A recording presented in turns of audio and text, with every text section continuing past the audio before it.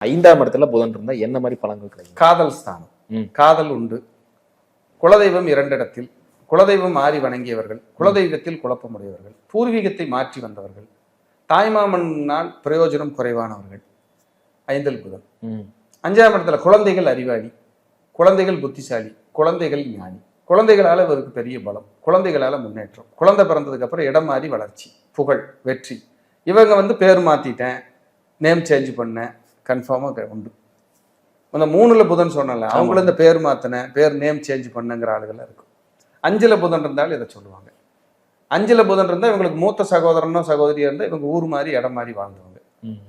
சித்தப்பா உறவு இருந்ததுன்னா ஊர் மாதிரி இடம் மாதிரி வாழ்ந்தவங்க. யாராவது அரசு பணியில் இருக்கிறவங்க, சம்பளத்தில் இருக்கிறவங்க, உயர்ந்த அந்தஸ்தில் இருக்கிறவங்க, கௌரவமா இருக்கிறவங்க, இவங்க ஃபேமிலியில நல்ல பொசிஷன்ல இருக்கிறவங்க உண்டு. புதன் அறிவு கிரகம், கரெக்டா சொல்லிட்டீங்க.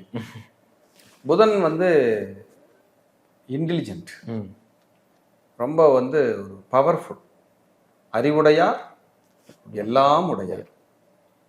அறிவு ஒன்று இருந்துட்டா, ஞானம் கல்வி ஒன்று இருந்துட்டா எல்லாம் கிடைச்சிருந்தார். அப்போ புதன் நல்லா இருந்துச்சுன்னா நீங்க எல்லாமே பெற முடியுங்கிறத சூட்சுமம்.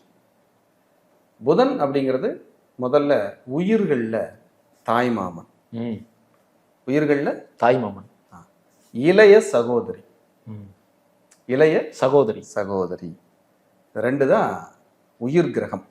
இந்த கிரகத்தில் உயிரை பற்றி சொல்லக்கூடியது இந்த 2 தான்.